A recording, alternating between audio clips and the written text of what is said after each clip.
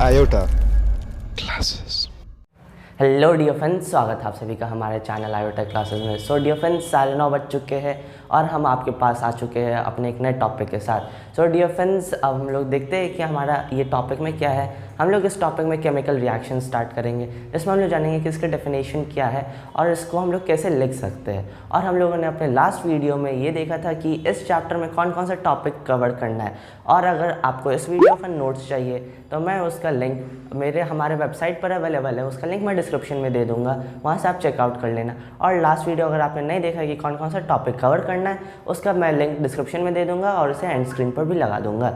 So dear friends, आइए अब हम लोग इस चैप्टर को स्टार्ट करते हैं। अब है ना, इस चैप्टर को स्टार्ट करने से पहले कुछ बेसिक सी चीज़ें जो हम लोगों ने 9th में पढ़ा था वो एक बार चेक करते हैं। सो डियर फ्रेंड्स, हम जानते हैं कि इस दुनिया में टोटल 118 एलिमेंट्स है। ये दुनिया 118 एलिमेंट्स से बनी हुई। तो total number of elements discovered till now is 118। अब जब एलिमेंट्स की बात हुई है तो एलिमेंट्स क्या है? तो it is a purest form of substance which is made up of same kind of atom. ऐसा सब्सटेंस जो सिर्फ एक काइंड ऑफ एटम से बना हुआ हो वो एलिमेंट कहलाया। उसका एग्जाम्पल देखते हैं, hydrogen, helium, carbon, nitrogen, oxygen etcetera. जैसे कि अगर आपको इस एग्जाम्पल से समझना है तो जैसे कि हमारे पास एक गोल्ड का कोई ब्रेसलेट है तो वो सिर्फ गोल्ड एटम से बना हुआ है, यानी कि वो पूरा प्योर सब्सटेंस हुआ। तो वही हमारा एलिमेंट कहलाया, वो जो सिर्फ सिंगल काइंड के एटम से बना हुआ और वो प्योर सब्सटेंस हो। तो हम एलिमेंट्स समझ गए। अब एलिमेंट्स को हम लोग 3 कैटेगरी में क्लासीफाई करते हैं। पहला मेटल्स, दूसरा नॉन मेटल और तीसरा मेटलॉइड। हम लोग अपने लास्ट ईयर पढ़ चुके थे कि ये तीनों का प्रॉपर्टीज़ क्या है, उससे हम लोग इन तीनों को क्लासीफाई और डिफ्रेंशिएशन करते हैं इन तीनों को। अब आते हैं, हम लोग देखते हैं कि मेटलॉइड कितने टाइप्स के, मतलब कितने हैं जो इस एलिमेंट्स में पाए जाते हैं। There are 7 metalloids. हमारे पास टोटल 7 मेटलॉइड्स है पूरे पीरियडिक टेबल में। तो जो पहला है ब्रोमीन, जिसको हम लोग इंडिकेट करते हैं B सिंबल से। दूसरा सिलिकन, SI सिंबल से। फिर जर्मेनियम, जिसको हम लोग डिनोट करते हैं GE से। फिर एस्टेटाइन, जिसको हम लोग डिनोट करते हैं AT से। फिर आर्सेनिक, जिसको हम लोग डिनोट करते हैं AS से। एंटीमनी, SB से डिनोट करते हैं। Tellurium, TE। अब हम लोग देख लें कि कितने मेटलॉइड्स हैं। अब आते हैं हम लोग नॉन मेटल्स की तरफ। तो नॉन मेटल्स टोटल 17 हैं। जो पहला है हाइड्रोजन, इसको डिनोट करते हैं H से। Carbon C, nitrogen N, phosphorus P, oxygen O, sulphur S, chlorine Cl, bromine Br, iodine I, fluorine F, helium He, neon Ne, argon Ar, krypton Kr, radon Rn, xenon Xe, selenium Se। अब हम लोग देख लेंगे कितने non metals हैं। अब आइए हम देखते हैं, इसमें 2 पॉइंट्स हैं जो हम लोग जानते हैं कि नॉन मेटल्स एग्जिस्ट करते 3 स्टेट्स में, जो है सॉलिड, लिक्विड और गैस। और इसमें एक बात और नोट करने की है कि कौन सा ऐसा नॉन मेटल है जो लिक्विड पे रहता है रूम टेम्परेचर पे। लेकिन तो ब्रोमीन ही एक ऐसा नॉन मेटल है जो लिक्विड स्टेट पे रहता है रूम टेम्परेचर पर। तो फ्रेंड्स, अब हम लोगों ने देखा कि ब्रोमीन नॉन मेटल है। अब देखो फ्रेंड्स, CBSE में ये 1 मार्क का क्वेश्चन आता है कि कौन सा ऐसा नॉन मेटल है जो रूम टेम्परेचर पर लिक्विड स्टेट पे रहता है। तो अब हम लोग जान चुके हैं कि ब्रोमीन ही एक ऐसा नॉन मेटल है जो रूम टेम्परेचर पर लिक्विड स्टेट पर रहता है। सो फ्रेंड्स, अब आइए हम लोग मेटल से कुछ प्रॉपर्टीज़ को देखते हैं, उसके बाद हम लोग अपने टॉपिक की तरफ बढ़ेंगे। तो फ्रेंड्स आइए देखते हैं। सो फ्रेंड्स, अभी हम लोगों ने देखा है कि कितने मेटल्स, नॉन मेटल्स है और मेटलॉइड्स है। अब देखते हैं मेटल्स की तरफ। Total number of metals are 94। कितने मेटल्स है? तो 94 मेटल्स है। अभी हम लोगों ने पढ़ा कि 118 एलिमेंट्स है, बाकी 17 नॉन मेटल्स है, 7 मेटलॉइड्स है, बाकी माइनस किए तो हम लोगों को 94 मेटल्स मिला। अब इनका नाम लिखना हमारे लिए थोड़ा टफ था, तो आप है ना पीरियडिक टेबल से जाके चेक कर सकते हैं कि कितने ना मेटल्स है, नाम आप पढ़ लीजिएगा वहाँ से। अब आते हैं हम लोग नोट की तरफ कि mercury is only metal which exist in liquid state at room temperature and pressure. तो मरकरी ही एक ऐसा मेटल है जो रूम टेम्परेचर और प्रेशर पर लिक्विड स्टेट में रहेगा। तो अगर आपको 1 मार्क का क्वेश्चन आएगा कि कौन सा ऐसा मेटल है जो लिक्विड स्टेट पर रहता है, तो आप लिख सकते हैं कि अब मरकरी होगा।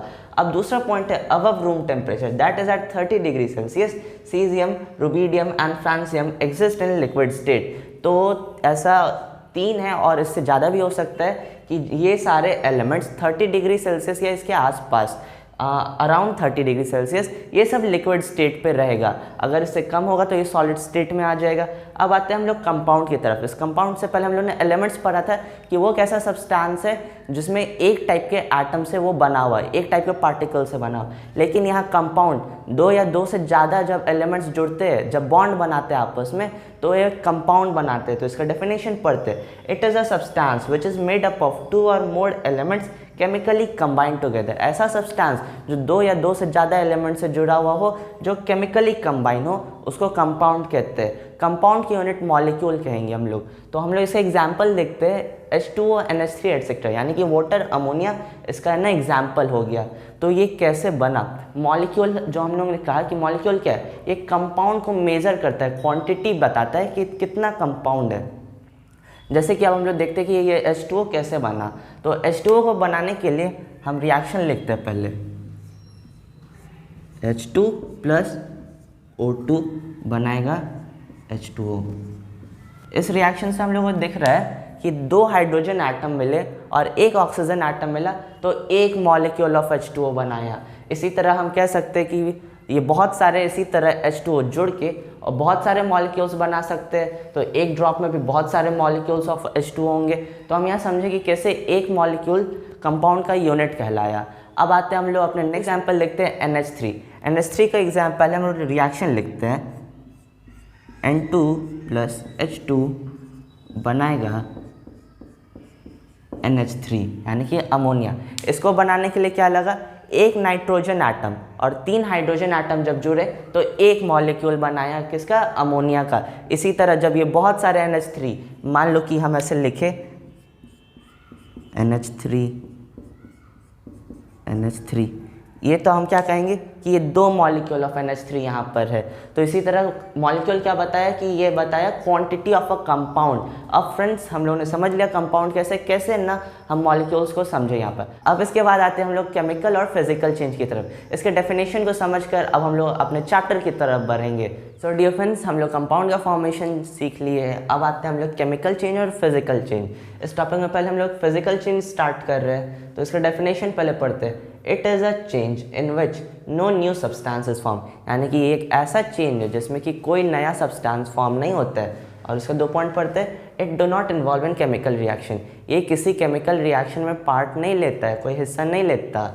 और फिर ये reversible change, it is reversible change, यानी कि इसको हम लोग रिवर्स कर सकते हैं। अपना जो हम रिएक्ट करके या खुद चेंज करके एक नया प्रोडक्ट बनना है तो उसको हम रिवर्स करके वो सेम बैक प्रोडक्ट बना सकते हैं, ओल्ड प्रोडक्ट। जैसे कि एग्जांपल में देखते हैं मेल्टिंग ऑफ आइस। जब हम लोग आइस को ऐसे छोड़ देते हैं तो वो मेल्ट करके वाटर के फॉर्म में हो जाता है। अब उसी आइस को, वाटर को जब हम कूल कर देंगे तो वो आइस बन जाएगा। तो ये रिवर्सिबल चेंज हो गया। जैसे हम लोग पानी को बॉयल करें, बॉइलिंग ऑफ वाटर, हम लोग बॉयल किए, फिर कंडेंसेशन किए तो हमको फिर वाटर मिल गया। और मेल्टिंग ऑफ वैक्स, जब हम लोग किसी वैक्स को बर्न करते हैं तो वो अब बर्न होके एक लिक्विड फॉर्म में हो जाता है। फिर उसको जब कूल करते हैं तो वो वैक्स के फॉर्म में हमको मिल जाता है। तो ये हो गया फिजिकल चेंज। तो इसमें कोई नया सब्सटेंस फॉर्म नहीं होगा, ये हम लोग सीखे। अब केमिकल चेंज की तरफ आते हैं। तो it is a change in which a new substance is form, ये एक ऐसा चेंज है जिसमें एक नया सब्सटेंस फॉर्म होगा। और इसका एक और पॉइंट है, it involve in chemical reaction, ये क्या होगा, ये केमिकल रिएक्शन में पार्ट लेगा। इट इज़ इरिवर्सिबल चेंज, ये कैसा चेंज, तो ये एक इरिवर्सिबल चेंज है। इसको हम लोग प्रोडक्ट से फिर दोबारा इनिशियल स्टेज में नहीं ला सकते हैं। जैसे कि हमारा एग्जांपल है रेस्पिरेशन। रेस्पिरेशन जब हम लोग ब्रीथ करते हैं तो है ना, जब हम कोई खाना खाए या ग्लूकोज आया हमारे बॉडी में, फिर वो O2 के साथ रिएक्ट करके एनर्जी रिलीज़ करता है। तो हम उसको दोबारा बैक नहीं जाके ना ग्लूकोज और ऑक्सीजन नहीं बना सकते। इसका हम लोग एक बार है ना केमिकल रिएक्शन देखते हैं। रेस्पिरेशन को हम लोग इस तरह लिखते हैं, C6H12O6, ये हमारा ग्लूकोज हो गया। ग्लूकोज जब रिएक्ट करेगा O2 के साथ, जब हम रिस्पायर करते हैं तब हमारा बनेगा CO2 plus H2O plus energy. तो यहाँ पे हमारा ग्लूकोज हुआ और ऑक्सीजन, जब ये दोनों रिएक्ट किया तो CO2 बनाया, H2O बनाया और साथ में एनर्जी रिलीज़ किया जिससे हम लोग अपना काम कर सके। लेकिन ये रिवर्स होके बाद में ग्लूकोज या ऑक्सीजन नहीं बना सकता। तो इस स्टेटमेंट के थ्रू हम समझे कि ये केमिकल चेंज रिवर्सिबल नहीं है। तो इसके थ्रू आप और समझोगे कि बर्निंग ऑफ पेपर, जब हम कोई पेपर को बर्न कर देते हैं तो वो राख में बदल जाता है, ऐश में। उसको हम रिवर्स करके एक नॉर्मल पेपर नहीं बना सकते। और फिर लास्ट हमारा एग्जांपल है रस्टिंग। जब किसी आयरन को हम है ना बाहर एक्सपोज कर देते हैं एनवायरनमेंट में, तो वो मॉइस्चर और वाटर के साथ रिएक्ट करके एक अपर लेयर बना लेता है और वो रस्टिंग कहलाता है। वो हमारा फिर बैक होके एक नॉर्मल आयरन नहीं हो सकता। तो हम लोग केमिकल चेंज समझ गए। अब फ्रेंड्स हम इस चैप्टर के अंदर आते हैं, जो हमारा टॉपिक है केमिकल रिएक्शन, उसके डेफिनेशन को अब हम लोग समझते हैं। सो डियर फ्रेंड्स, अब हम लोग अपने चैप्टर पर आ गए हैं। अब हम लोग स्टार्ट कर रहे हैं केमिकल रिएक्शन। तो इसका डेफिनेशन हम लोग पहले पढ़ते हैं। It is a reaction in which 2 or more than 2 substances react and form 1 or more product with new property and identity। ये स्टेटमेंट का ये मतलब हुआ कि ये एक ऐसा रिएक्शन है जिसमें 2 या 2 से ज़्यादा सब्सटेंस आपस में रिएक्ट करेंगे और बनाएंगे एक या एक से ज़्यादा प्रोडक्ट जिसका एक नया प्रॉपर्टी होगा और उसका आइडेंटिटी होगा। तो हम लोग एक रिएक्शन को कैसे रिप्रेजेंट कर सकते हैं, स्टेटमेंट हम लोगों ने समझ लिया। अब कैसे रिप्रेजेंट करें, तो हम लोग मानते हैं कि कोई रिएक्टेंट ए है और कोई रिएक्टेंट बी है, आपस में रिएक्ट कर रहा है तो वो ए बी बन गया। और अब दूसरा तरीका है रिप्रेजेंट करने का, मान लो कोई रिएक्टेंट ए बी है और फिर जो सी के साथ कंबाइन कर रहा है तो बन जाएगा AC + B। तीसरा ए बी एक कंपाउंड हो गया, जब इसको हम ना रिएक्ट करा ये टूटा तो A + B में टूटा। ये तो हम लोग समझ गए कैसे रिप्रेजेंट करें। अब हम स्टेटमेंट को समझते हैं एक रियल एग्जांपल से। तो हम लोग लेते हैं एक एग्जांपल Zn का। Zn को रिएक्ट कराते हैं हम लोग H2SO4 से, तो ये हमारा क्या बनाएगा ZnSO4 + H2। ये रिएक्शन कैसे हुआ, यहाँ पे हम लोग को समझना है इस स्टेटमेंट को। तो देखो ये हाइड्रोजन जो है ये सल्फेट के साथ SO4 के साथ बॉन्ड बना के रखा है। तो ये हाइड्रोजन का ये 2 हाइड्रोजन है, ये बनाया SO4 के साथ बॉन्ड। तो ये इसके साथ तोड़ के यहाँ पे देखो ZnSO4 के साथ जिंक के साथ अपना बॉन्ड बना लिया और H2 टूट के अलग सा अपना बॉन्ड बना लिया। तो यहाँ पे H + H हो गया और ये ZnSO4 अपने साथ बॉन्ड बना लिया। ये अपना पुराना बॉन्ड तोड़ के अपना नया बॉन्ड बना लिया। तो यहाँ से ये बॉन्ड टूटा और नया बॉन्ड बना है। अब इसको एक और एग्जांपल के साथ समझते हैं। हम लोग लेंगे एग्जांपल Mg का। Mg को रिएक्ट कराएंगे O2 के साथ तो बनाएगा MgO।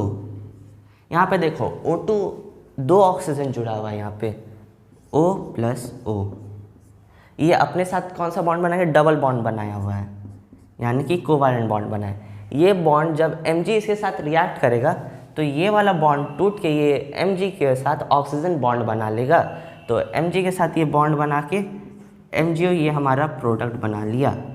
तो इसी के साथ हम लोग देखें कि ये कोई भी रिएक्शन होता है तो कोई एक रिएक्टेंट अपना बॉन्ड तोड़ के किसी दूसरे रिएक्टेंट के साथ अपना बॉन्ड बना लेता है। ये हम लोग ने बॉन्ड का कहानी समझा। अब हम इसका आइडेंटिटीज़ पे चलते हैं, कैसे आइडेंटिटीज़ चेंज होता है उस एग्जांपल से समझेंगे। तो हम लोग ले रहे हैं वाटर का एग्जांपल। तो वाटर को लिखते हैं हम लोग H2 + O2 बनाएगा H2O। तो हम जानते हैं कि हाइड्रोजन का नेचर क्या है, ये एक फ्लेमेबल गैस है और वहीं O2 का काम क्या होता है, ये कंबशन में हेल्प करता है। और जब ये दोनों को रिएक्ट करा के हम एक प्रोडक्ट बनाते हैं H2O, तो ये इसका अपना एक नया नेचर हो जाता है। और हम जानते हैं वाटर किस काम में आता है, वाटर किसी कहीं आग लग जाए तो उसको बुझाने काम आता है, यानी कि एक्सटिंग्विश करता है फायर को। तो हम लोग यहाँ पर आइडेंटिटी समझ गए, बॉन्ड समझ गए, कैसे तोड़ के अपना नया बॉन्ड बनाया। तो यहाँ पे जब ये डबल बॉन्ड तोड़ा तो ये एक नया बॉन्ड बनाया। ये कौन सा बॉन्ड बनाया, आयनिक कंपाउंड बनाया, यानी आयनिक बॉन्ड बना दिया। तो हम लोग समझ गए इसका डेफिनेशन। अब आइए फ्रेंड्स, हम लोग ना जानते हैं कि कंडीशन क्या क्या है किसी केमिकल रिएक्शन को। सो फ्रेंड्स, आइए अब हम लोग जानते हैं कि कंडीशन क्या है केमिकल रिएक्शन होने के लिए। तो पहला है टेम्परेचर, दूसरा प्रेशर और तीसरा कैटलिस्ट। ये तीनों होता है तब हम किसी केमिकल रिएक्शन को और अच्छे से कर सकते हैं। यानी जब टेम्परेचर कब होगा, मान हम लोग एग्जांपल के लिए हैं CaCO3 यानी कि लाइमस्टोन कैल्शियम कार्बोनेट को जब हीट देंगे तब वो टूटेगा कैल्शियम ऑक्साइड यानी कि क्विक लाइम में और CO2 कार्बन डाइऑक्साइड में। यह हमारा टेम्परेचर का एग्जाम्पल हो गया। अब प्रेशर में C3H8 यानी कि प्रोपेन को जब हम ऑक्सीजन के साथ रिएक्ट करते हैं अंडर 100 atm प्रेशर तब हमको आता है aldehyde CH3 bond CH2 single bond C double bond OH। तो यह हमारा एल्डिहाइड हो गया। प्रेशर का एग्जाम्पल देख लिया। अब कैटलिस्ट से आप पहले समझते कि ये एक ऐसा सब्सटेंस है जो किसी केमिकल रिएक्शन में हम लोग डालते हैं और लेकिन ये उसमें रिएक्ट नहीं करके उसके रेट ऑफ केमिकल रिएक्शन को इंक्रीज़ कर देता है। तो अब हम इसको देखते हैं। इथेनॉल जब हॉट कॉन्सेंट्रेटेड H2SO4 में रिएक्ट करेगा यानी कि जब टूटेगा तभी बनाएगा CH2 double bond CH2 plus H2O यानी कि इथीन प्लस वाटर निकालेगा। तो इसी के साथ हम लोगों ने देख लिया कि क्या क्या कंडीशंस रिक्वायर्ड होते हैं किसी केमिकल रिएक्शन को करने के लिए। सो फ्रेंड्स, अब हम लोग आते हैं कुछ बैलेंसेस के बारे में बात करें ताकि आगे का जो चैप्टर हम कवर करेंगे तो हमें बैलेंस करने या किसी कंपाउंड को लिखने में दिक्कत ना हो। सो फ्रेंड्स, अब आइए अब हम लोग वैलेंसी की तरफ बढ़ते हैं। तो वैलेंसी देखते हैं क्या किसका क्या वैलेंसी है। हाइड्रोजन जिसको हम लोग डिनोट करते हैं H से, इसकी वैलेंसी 1 है। हीलियम की वैलेंसी 0, लिथियम Li 1, बेरिलियम का वैलेंसी 2, बोरॉन का वैलेंसी 3, कार्बन 4, नाइट्रोजन 3, ऑक्सीजन 2। अब आते इधर फ्लोरीन का वैलेंसी होगा 1, नियॉन 0, सोडियम की valency 1, magnesium 2, aluminium 3, silicon 4, phosphorus 3, sulphur 2, chlorine 1। Argon का वैलेंसी होता है 0, पोटेशियम का 1, कैल्शियम 2, स्कैंडियम की वैलेंसी 3, टाइटेनियम का वेरिएबल वैलेंसी है तो +2 +3। आयरन की भी उससे ज़्यादा वैलेंसी है +2 +3 +4 +5। जिंक 2। यह हम लोगों ने वैलेंसी देख लिया। इससे हम लोग कुछ कंपाउंड फॉर्म करेंगे जिसमें देखेंगे कैसे वैलेंसी यूज़ आता है। फिर उसके बाद हम कुछ जानेंगे कौन इंपॉर्टेंट आयंस है जिनका वैलेंसी हम लोग जानेंगे अभी। तो फ्रेंड्स आइए देखते हैं। सो फ्रेंड्स, हम लोगों ने देख लिया था कि वैलेंसी बहुत सारे एलिमेंट्स का। अब आइए हम कुछ कंपाउंड बना के देखते हैं कि कैसे वैलेंसी का यूज़ करते हैं। तो पहला कंपाउंड हम लोग लेते हैं। फ्रेंड्स देखते हैं हम लोग जिंक और ऑक्सीजन को रिएक्ट करके कि क्या प्रोडक्ट बनता है। तो जिंक लेते हैं हम लोग, जिंक लिया, फिर O2। अब जिंक की वैलेंसी क्या है, हम लोग अभी पढ़े थे कि 2 है। फिर ऑक्सीजन की वैलेंसी भी हम लोगों ने अभी पढ़ा कि ये 2 है।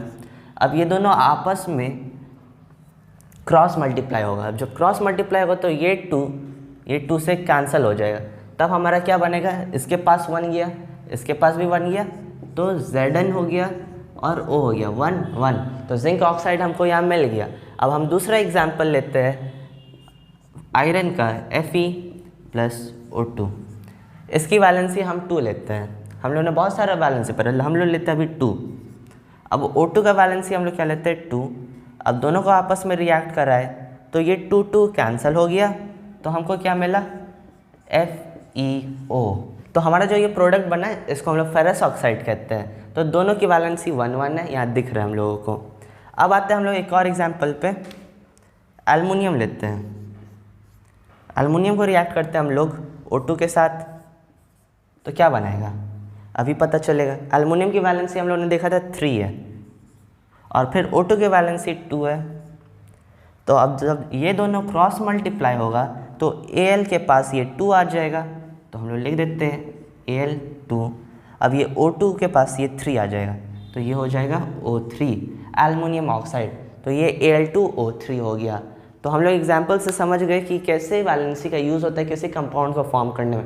अब हम कुछ इंपॉर्टेंट आयंस देखते हैं कि उनकी वैलेंसी क्या है। तो हमारा जो पहला आयन है SO4 जिसको हम लोग सल्फेट आयन कहते हैं, इसकी वैलेंसी 2 है। दूसरा है NO3 जिसको हम लोग नाइट्रेट कहते हैं, इसका वैलेंसी 1। फिर तीसरा है N3 यानी कि नाइट्राइड आयन, इसकी भी वैलेंसी 1 है। फिर NO2 नाइट्राइट, इसको हम लोग कहते हैं 1। फिर हमारा ये है CO3 यानी कि बाइकार्बोनेट आयन, इसकी वैलेंसी 2 है। फिर HCO3 जिसको हम लोग कहते हैं हाइड्रोजन कार्बोनेट, इसकी वैलेंसी 1 है। और फिर लास्ट में ClO3 जिसको हम लोग क्लोरेट आयन कहते हैं, इसकी भी वैलेंसी 1 है। सो डियर फ्रेंड्स, हम लोगों ने अभी बहुत इंपॉर्टेंट चीज़ पढ़ा है, वो है इंपॉर्टेंट आयंस की वैलेंसी।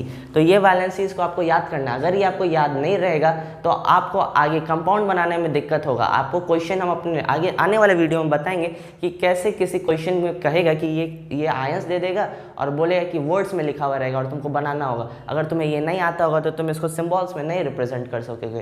तो इसलिए आपको ये याद करना होगा। और अब हम मिलेंगे अपने नेक्स्ट वीडियो में एक नए टॉपिक के साथ जो होगा कैरेक्टरिस्टिक्स ऑफ केमिकल रिएक्शन। तो ठीक है डियर फ्रेंड्स, हो गई हमारी मुलाकात। तब तक के लिए जय हिंद, जय भारत।